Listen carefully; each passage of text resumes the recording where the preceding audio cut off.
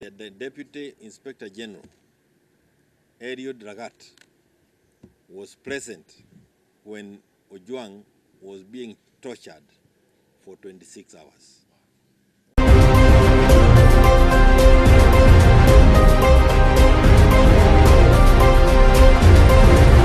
Africa Connect News is your #1 news.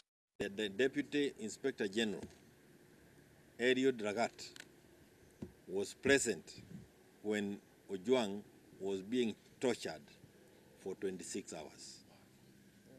If that is true, we do not understand why the games or the gymnastics ama vile vipindi that we are being treated to by those in power. Kama watu lazima wauawe kwa sababu ya kusema hawapendi wewe, basi sisi wote tungekuwa tumekufa. This level of intolerance by those people in power today must be condemned, and we condemn once again the killing by the police officers of Albert Ojwang. ETV Africa News. Jambo la kwanza is actually to condemn the death of Albert Ojwang has recently emerged as a prominent figure in the wave of youth-led protests sweeping across Kenya in response to the government's proposed Finance Bill 2025. The protests, largely spearheaded by Gen Z activists through digital platforms, have seen thousands of young Kenyans taking to the streets to demand accountability, transparency, and economic justice. Albert Ojwang, a university student and outspoken youth activist, became a symbol of the protest movement after he openly criticized the finance bill on social media, calling it exploitative and detrimental to ordinary citizens.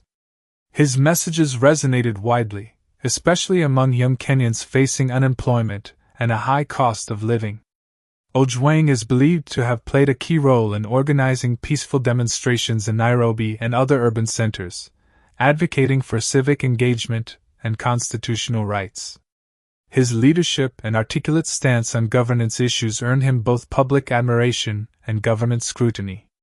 On June 10, 2025, Ojwang was reportedly arrested by police during a peaceful protest outside Parliament buildings in Nairobi. Eyewitnesses allege that he was taken without a warrant and held without access to legal representation, a move that sparked national outrage and was condemned by human rights organizations.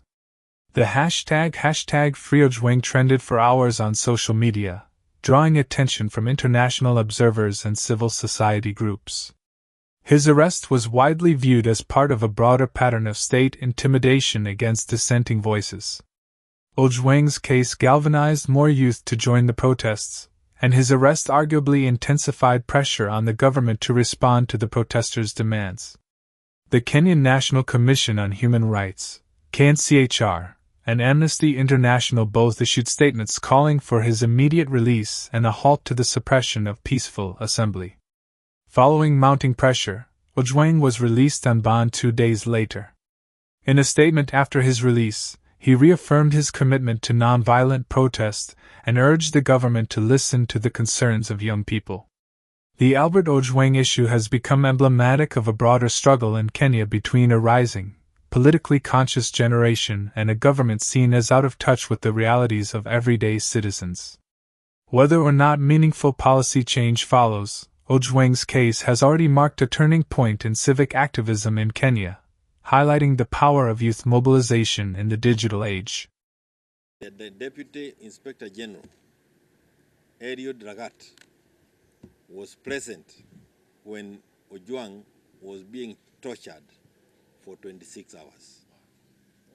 If that is true, we do not understand why the games or the gymnastics ama vile vipindi that we are being treated to by those in power. Kama watu lazima wauawe kwa sababu ya kusema hawapendi wewe, basi sisi wote tungekuwa tumekufa.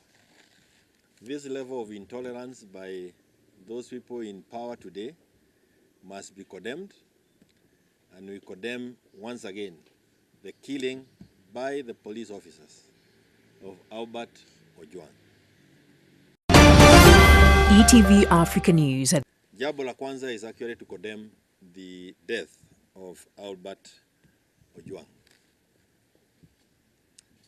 This young man who died in the hands of the police did not deserve to die.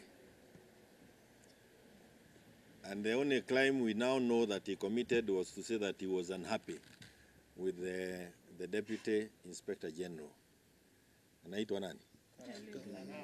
Eliud Lagat. Kama watu lazima wauawe kwa sababu ya kusema hawapendi wewe, basi sisi wote tungekuwa tumekufa.